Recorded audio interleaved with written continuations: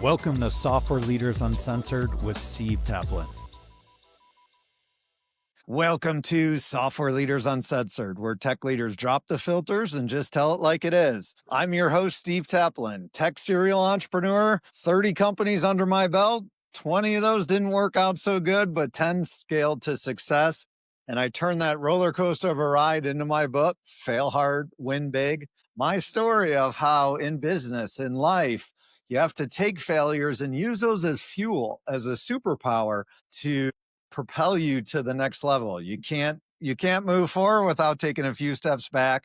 And custom software has always been the key difference maker in every company I've had. Now I'm the CEO of Sonatify Technology. We're a nearshore software development company. I have over 100 full-time engineers throughout Latin America. And today I am joined by Dr. Sergio Sanchez, who has some good stories for us. He's a medical doctor with an IT background, worked for some big names like Apple and GE. He's also been a founder, and now he's a CIO and CSO.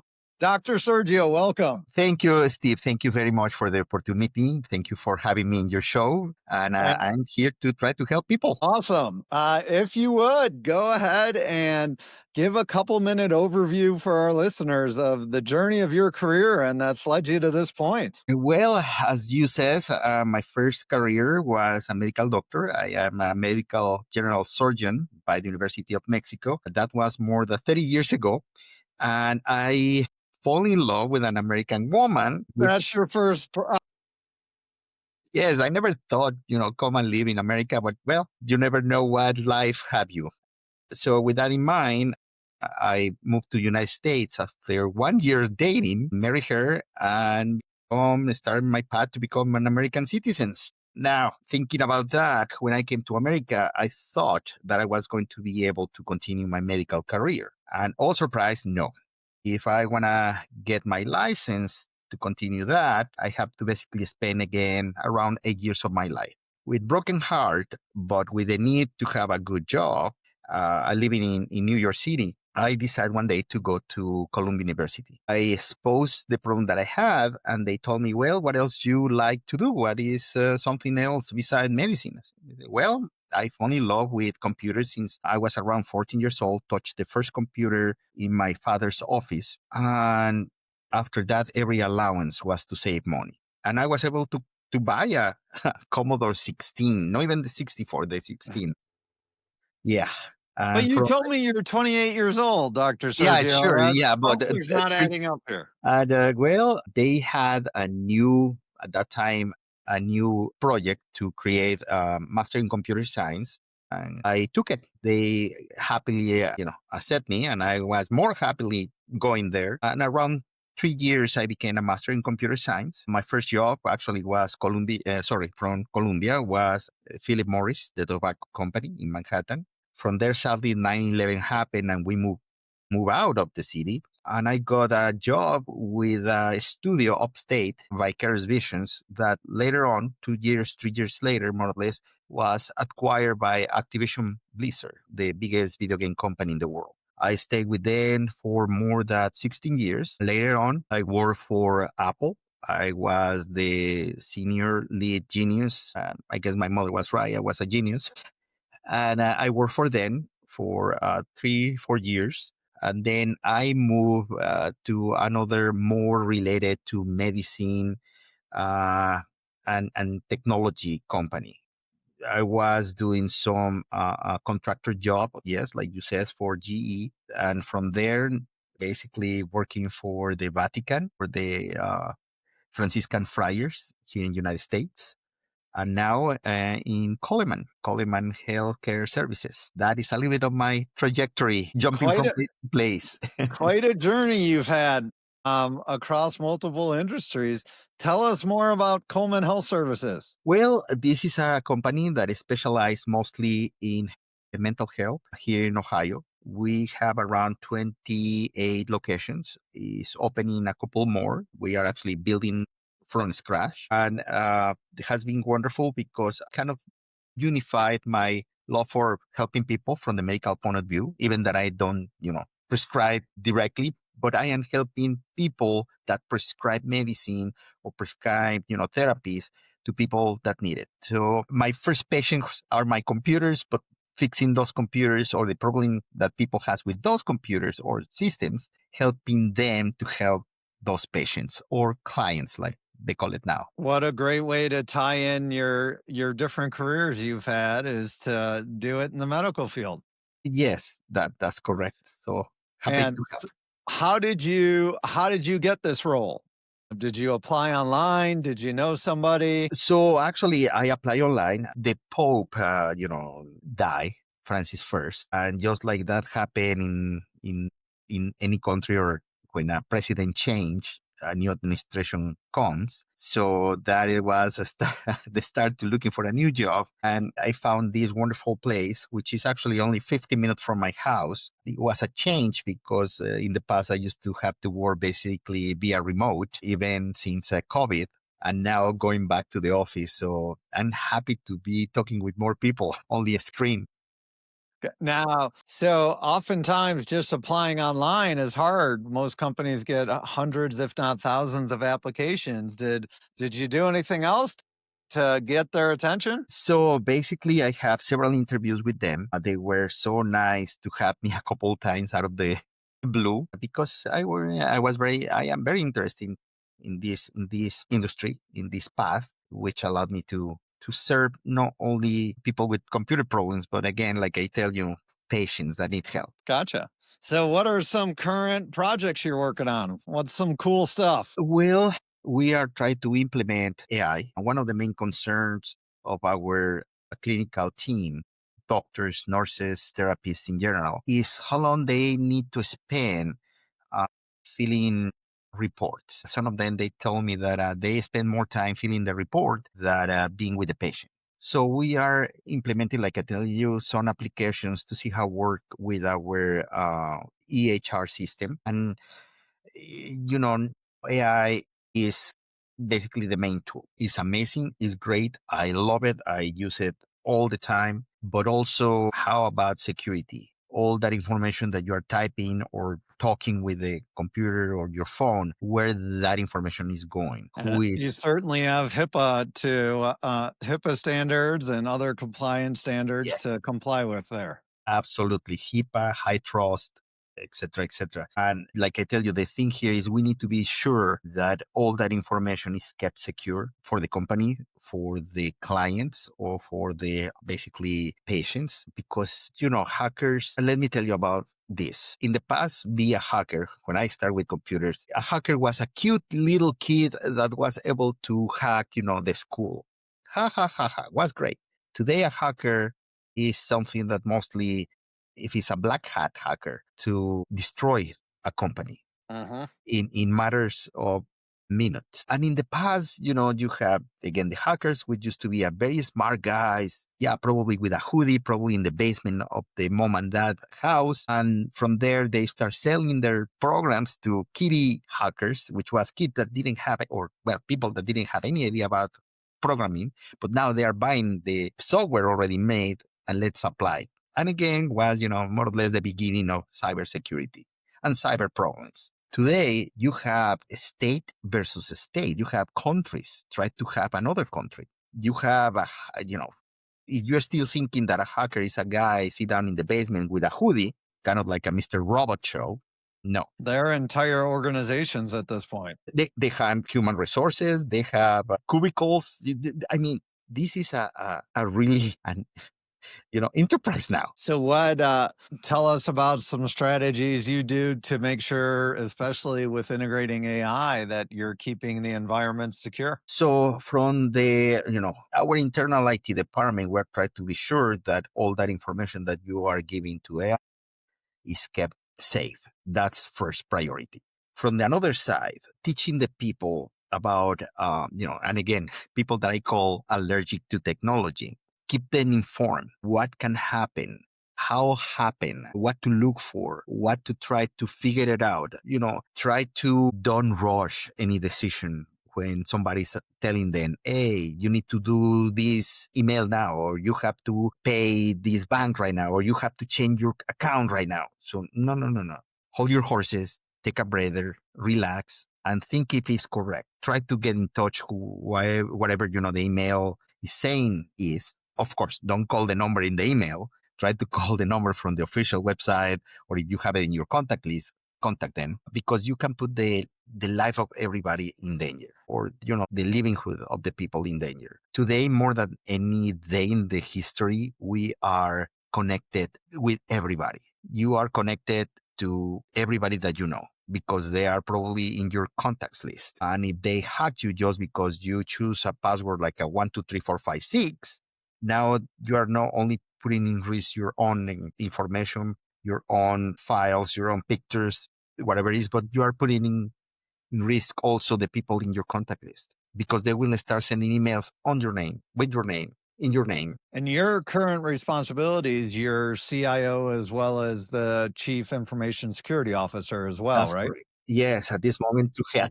And so Coleman is a large mental health care facility. You said 28 different locations. What does your tech team look like? My tech team mostly are 4 people here with me, and we have a third-party company. We have a MSP, very good people. They are Quality IP, which are local here in Kent, Ohio, but we are planning to expand. So I hope they can expand with us too. Gotcha. That is what Now, I do look. you have any software engineers on your team? We have two developers that mostly they are in charge of one to use Power BI for all the reports that has to be done, and we have another one that mostly try to customize our EHR system. And that's every day. Every day somebody wants something different. Even Yes. like, hey, I want a different color. I've built whole project teams of multi-year engagements focused solely on customizing the EHRs. There's definitely a lot that can be done there. Trust me. And I don't think we have around 1 year. Well, actually, probably a little bit more than a year. They have this software, which is extremely good, but everybody expecting something that is not there yet or is in a different way. So yeah, And so you've been doing this a while now. What are some brutal lessons you've learned that if you could go back in time when you started your tech career, you'd tell your younger self? I will tell, don't rush to test things. I make years and years and years ago, starting this, again, working for the video game company, I make the mistake to put, and everybody knows, Microsoft, the Note, I forgot the name. And I put it in production the first day. And the funny part here is that everybody love it. Is what is the name of the application? Okay. And I thought, oh my God, this is the greatest application. Everybody will use it. And yes, that was the problem. Everybody started using it. And at the time, OneNote has a bug.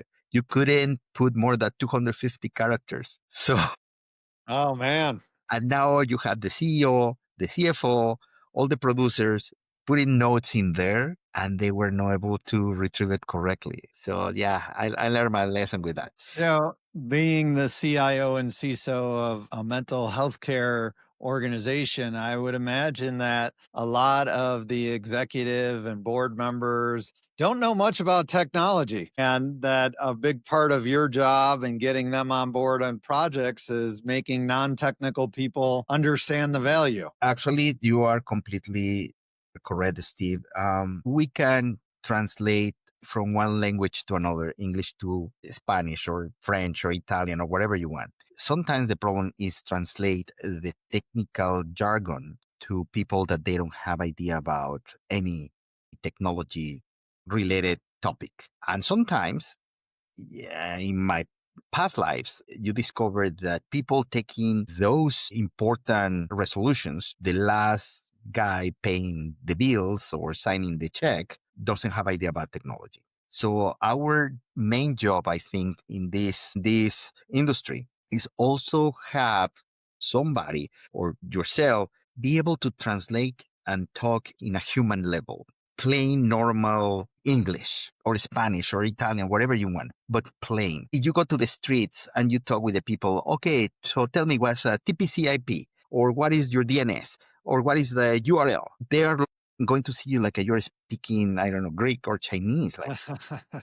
And those are the people that are perfect targets for, all these cyber criminals. So let's try to, between us, yes, we can talk about, weird looking cyber words. But when we're talking with the rest of the people, really, I think will be benefit for everybody to try to put those technical jargon in a human level speaking way. So let's say hypothetically you identified a potential security breach in your organization and you have to pitch a $10 million solution to your board or oversight committee. How are you going to make them understand? What strategies do you use? Using analogies, a normal life analogy. Okay. I'm going to tell you by example. And again, imagine that I have in my past to explain a very high ranking priest in the Catholic Church that never used computers. Try to explain what is a computer. And the way that I was using the analogy was like, imagine that you are a chef. You are going to cook a cake. Your oven is what we call it CPU. Your kitchen table is what we call it RAM, memory RAM. And your pantry is your hard drive or SSD drive where you keep all the information.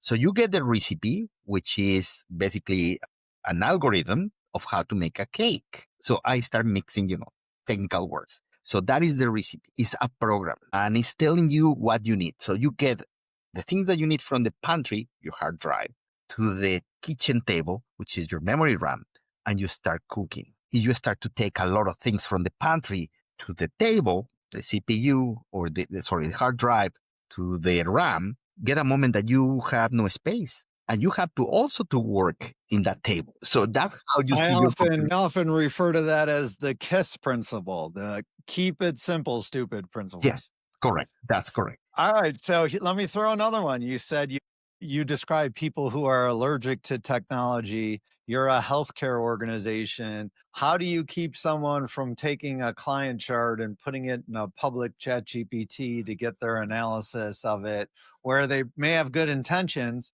but they're putting patient-specific data in there? Well, that's a tough question, really, Steve, because Hey, that's what we do here. yes, Tough questions. Yes, what can stop you to put a policy in place? Like, please do not use, just like example, ChatGPT, and you have all your computer system completely blocked. But what stop you to take your phone, type your information or the question for ChatGPT, read it, and then type it? You are sending the same information now in your phone, which is probably less secure, that send it via there. So if we are able to create first policies to tell how we can use AI, because AI is coming no matter what. You see AI now is everywhere. Yes, it is. You have, Windows products, you have Microsoft products, Office 365. It's everywhere. You have Copilot. You open Google and now it's Gemini. You see now everywhere. Basically, every time that you open now a new application is AI. You have thousands of calls per week of vendors offering you something with AI. So it's been push and push. CIO and CISO of an organization that probably has thousands of employees that aren't tech savvy, how do you make sure they're being responsible with AI? Well, education. You don't have another option because you can, again, spend thousands and thousands of dollars securing your company. It will take one guy or one person to click the wrong email, to open the wrong link. And one of the examples that I put, and this is probably for old people like me, young people probably don't even know who's Charles Chaplin. Charles Chaplin has a movie called The Gold Rush. And it's a scene where he make upset this huge guy. I guess he's a miner. And this bad guy is chasing Charles Chaplin everywhere. And so close that when Chaplin get inside a cabin and start to barricade the door and the windows, he don't know that the bad guy's behind him. Actually, the bad guy is giving him chairs and tables to barricade. So I use that analogy for any company. You can protect everything, but if the guy that is clicking the wrong email, the wrong link is inside with you, everything that you spend securing the place is out of the window. You're good at your analogies, Dr. Sergio. It sounds like that's a key approach you take to educating non-technical people on what to watch for. Because they are, again, the main target. Everybody knows how to put files in a computer. Anybody knows how to send email. Anybody knows how to do a spreadsheet, Excel, PowerPoint, numbers, pages, whatever you want to call the program. Everybody, we know that. The problem here is, again, mostly security. It's not really how they are going to hack you, it's when they're going to hack you. I don't know if you are aware that in 2024, finance company in UK with a branch in Hong Kong, these hackers create basically a Zoom call with an avatar with the voice and the face of the CEO who is in London. They call the director in the branch in Hong Kong via Zoom, o sea, face to face, just like you and me were looking at each other right now. And the CEO says to the guy, I need you to immediately send $25 million to this bank account, because if you don't do it right now, we are going to lose that client. And your job is on the line. Do it as soon as possible. And hey, it's my boss. I'm looking at him. I'm hearing him. Yeah, sir, don't worry. That's a tough one. Did the person do it? Yes, they did. You can Google it. That is a tough one, man. Unfortunately, we are out of time here, Dr. Sergio. Thank you so much. It's amazing how you went from being a medical surgeon to on the medicine side to a technology surgeon and leading as CIO and CISO. Before we wrap, what advice do you have for other tech leaders out there to stay up to date and do the best for their organizations in these fast moving times? Please teach all the people, the entire amount of people that you have under your belt, under your company. Please teach them, make them learn what is technology, but with simple words. And again, with analogies. I think that will help everybody. Awesome. Thank you so much, Dr. Sergio. That's it for this episode of Software Leaders Uncensored. I'm Steve Taplin. If you like the show, go ahead and hit subscribe. If you didn't like it, well, why don't you tell your competitors about it? They could probably use the help. Remember to fail hard, win big, and always build what matters. See you next time. Thank you, Steve. That's a wrap. Another great episode of Software Leaders Uncensored. Thank you guys so much for listening. I really appreciate it. It's a lot of fun doing this show. I love talking with great tech leaders. As a side note, if you're interested, check out my new book, Fail Hard, Win Big. This is the story of how I built 30 companies, failed on 20, and turned 10 into multi-million-dollar wins. The common thread with all of them was custom software. Also, if you need software development help out there, my company, Sonatify Technology, we deliver world-class software development engineers out of Latin America. We have a solid track record of helping companies launch better products and faster. Thanks again for listening. Appreciate it and appreciate you.